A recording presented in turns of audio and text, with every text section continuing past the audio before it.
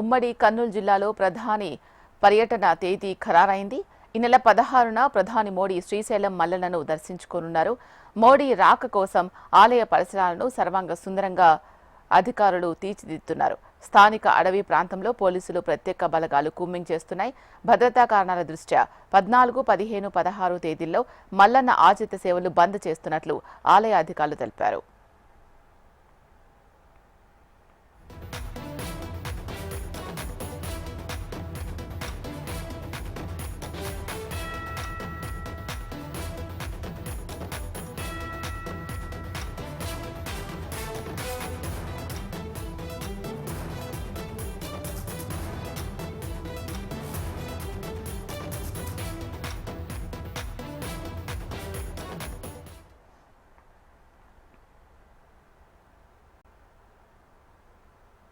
ఉమ్మడి కర్నూలు జిల్లాలో ప్రధాని పర్యటన తేదీ ఖరారైంది.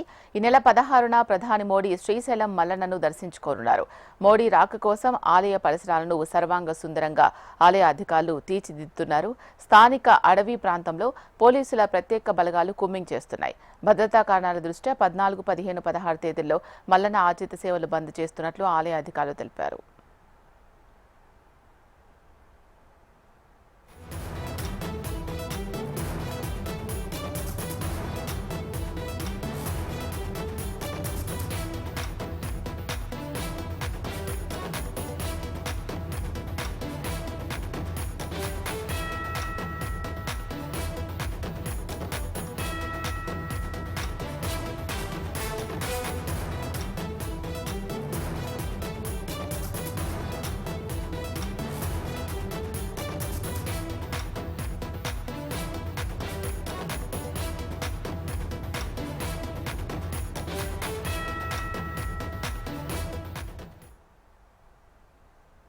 ఉమ్మడి కర్నూలు జిల్లాలో ప్రధాని పర్యటన తేదీ ఖరారైంది. ఈ నెల 16న ప్రధాని మోడీ శ్రీశైలం మల్లన్నను దర్శించుకున్నారు.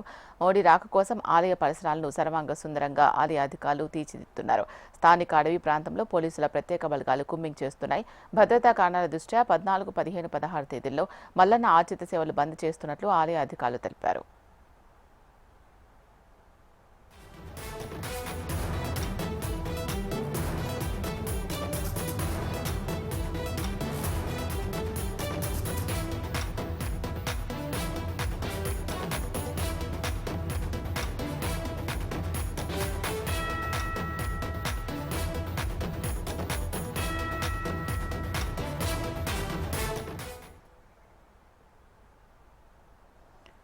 ఉమ్మడి కర్నూలు జిల్లాలో ప్రధాని పర్యటన తేదీ ఖరారైంది. ఈ నెల 16న ప్రధాని మోడీ శ్రీశైలం మల్లన్నను దర్శించుకోబోతున్నారు. ప్రధాని పర్యటనకు సంబంధించి మరింత తాజా సమాచారం మా అమరావతి బ్యూరో హరికిషన్ అందిస్తారు. Harikishan. Thank you Sheela and good morning. ముఖ్యంగా భారతదేశ ప్రధాని నరేంద్ర మోదీ ఉమ్మడి కర్నూలు జిల్లాలో పర్యటించబోతున్నారు. ఆయన 16వ తేదీ ఉదయం కర్నూలు జిల్లాకు చేరుకోబోతున్నారు.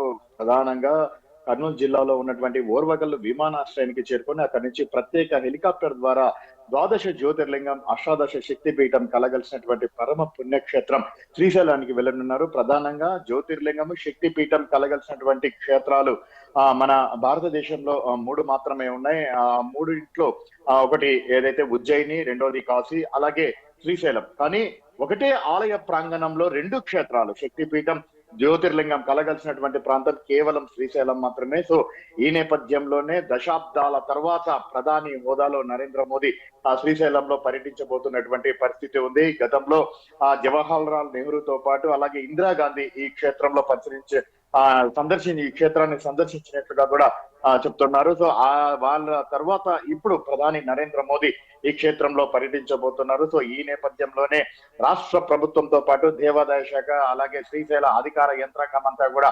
పూర్తిగా అప్రమత్తమైంది. దేశ ప్రధాని సందర్శనను ఎటువంటి ఇబ్బందులు లేకుండా చూసుకునే విధంగా కంప్లీట్ సక్సెస్ చేసేందుకు అన్ని విధాలుగా కూడా ప్రయత్నిస్తున్నటువంటి పరిస్థితి ఉంది. ఇప్పటికే ఆలయానికి సంబంధించినటువంటి కంప్లీట్ గా ఏమేమి అంటే అభివృద్ధికి సంబంధించి కంప్లీట్ గా కూడా చూస్తున్నటువంటి పరిస్థితి కూడా లేకపోలేదు. మరోవైపు నల్లమల శివారు ప్రాంతం కావడంతో గతంలో మావోల ప్రభావం కూడా ఉండడంతో ఇప్పటికే ఆ ఇంటెలిజెన్సీ హెచ్చరికల నేపథ్యంలో పూర్తిగా అప్రమత్తమైనటువంటి రక్షణ శాఖ ప్రధానంగా నల్లమల అడవులంతా కూడా జల్లడబడుతోంది. ఏకంగా 30 మంది ఐపీఎస్ అధికారులు గత నెల రోజుల నుంచి కూడా ఈ ప్రాంతం అంతా కూడా పర్యటించి అనుమానాస్పదంగా ఉన్నటువంటి ప్రాంతాన్నంతా కూడా పూర్తిగా కూడా పరీక్షిస్తున్నటువంటి పరిస్థితి లేకపోలేదు. అణువణువున కూడా గాలిస్తున్నటువంటి పరిస్థితి ఉంది. ముఖ్యంగా ప్రధాని నరేంద్ర మోదీ పర్యటనను విజయవంతం చేసే పరంగా అడుగులు వేస్తున్నటువంటి నేపథ్యంలో నేషనల్ ఇన్వెస్టిగేషన్ అథారిటీ అధికారులతో పాటు స్పెషల్ ప్రొటెక్షన్ గ్రూప్ సంబంధించినటువంటి అధికారుల హ్యాండ్ ఓవర్ లోకి వెళ్లిపోయింది. కంప్లీట్ గా వారు మానిటరింగ్ చేస్తున్నటువంటి పరిస్థితి కూడా ఉంది. ముఖ్యంగా సున్నిపేట హెలిప్యాడ్ లో అంటే ఇక్కడ నుంచి కర్నూలు ఓర్వకల్ ఎయిర్పోర్ట్ నుంచి సున్నిపేట హెలిప్యాడ్ లో దిగనున్నారు. అక్కడి నుంచి దగ్గర 6 కిలోమీటర్ల మేర ఆయన రోడ్డు మార్గం ద్వారా శ్రీశైలం క్షేత్రానికి చేరుకున్నటువంటి నేపథ్యంలో ఆ మార్గాన్ని అంతా కూడా ఇప్పటికే పలుసార్లు కూడా పూర్తిగా అణువణువు కూడా గాలిస్తున్నటువంటి పరిస్థితి కూడా లేకపోలేదు. మరోవైపు మోడీ శ్రీశైలానికి వస్తున్నటువంటి ఆ పరిస్థితుల్లో దేవాదాయ శాఖ అధికారులు ఆయన పర్యటనకు సంబంధించి ఆలయంలో సమూల మార్పులు చేశారు. ఇప్పటి వరకు కూడా ఎవరైతే భక్తులకు సంబంధించి దర్శనాలకు వెళ్తున్నటువంటి నేపథ్యంలో వారి కోసం ఏర్పాటు చేసినటువంటి స్టీల్ క్యూ లైన్స్ అన్ని కూడా పూర్తిగా తొలగించేసి ఆలయాన్ని న్యాచురల్ గా అంటే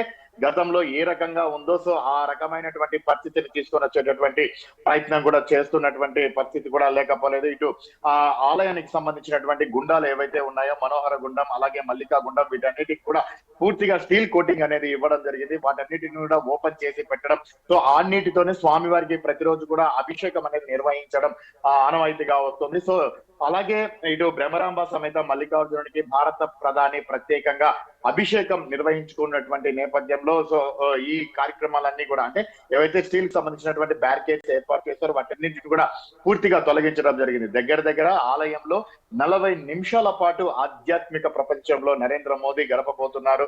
మల్లన్నకు భ్రమరాంబాదేవికి ప్రత్యేకంగా ఆయన పూజలు నిర్వహించుకోబోతున్నారు. అనంతరం అక్కడి నుంచి కూడా శివాజీ స్ఫూర్తి కేంద్రం పక్కన ఏదైతే శివాజీ స్ఫూర్తి కేంద్రం అంటే శివాజీకి అలాగే భ్రమరాంబాదేవికి శ్రీశైలానికి ఉన్నటువంటి అనుబంధాన్ని తెలిపే విధంగా ఈ శివాజీ మహారాజ్ స్ఫూర్తి కేంద్రం ఉంటుంది. హైందవ సామ్రాజ్య స్థాపకుడిగా ఉన్నటువంటి ఈ మరాఠా యోధుడి స్ఫూర్తి కేంద్రం ఇక్కడ ఒక ప్రత్యేకత అని మాత్రం చెప్పుకోక తప్పదు. దగ్గర రోజుల తరబడి ఇక్కడ శివాజీ మహారాజ్ శ్రీశైలంలో బస చేసి